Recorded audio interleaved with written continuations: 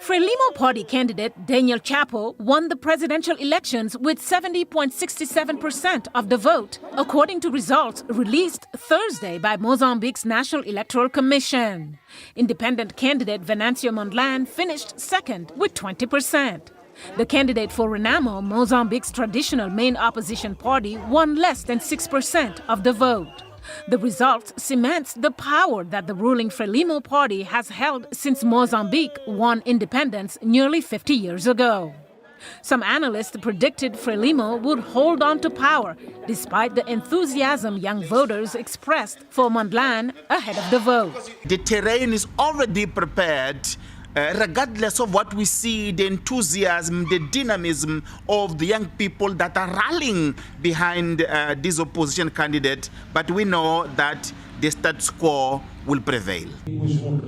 Mondlane has said the vote was rigged. As his camp was building a case to challenge the election results, two prominent members of his party were shot and killed last weekend. While some say the shootings were politically motivated, current President Filipe Nyusi, who condemned the killings, warned against jumping to conclusions.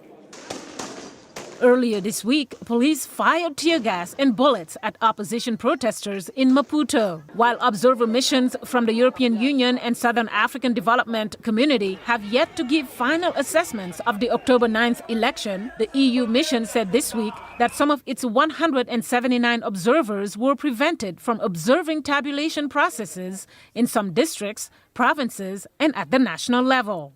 But some analysts say the political rise of relatively young candidates like 47-year-old Chapo and 50-year-old Mondlane is still a good development for Mozambique. The youth have arrived in Mozambique, and I think that that's a good thing for Africa. And this is the first time that we see a turnover from the liberationist group in Mozambique. And so this is good. I hope that they bring youthful energy and they focus on the issues that are important to young Moçambicans.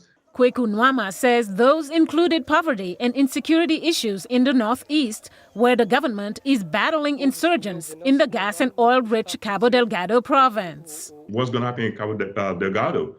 We've seen the SADC troops leave. Now you have Rwandan and Tanzanian troops over there. Are they going to stay?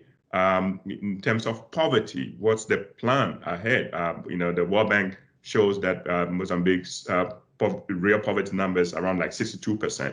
People need jobs. People need to have some promise, some help from the state.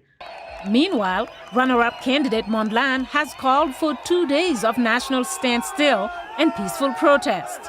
A spokesperson for the U.S. State Department called on Moçambicans to reject violence and to use peaceful means to pursue electoral grievances. Mariama Diallo, VOA News, Nairobi.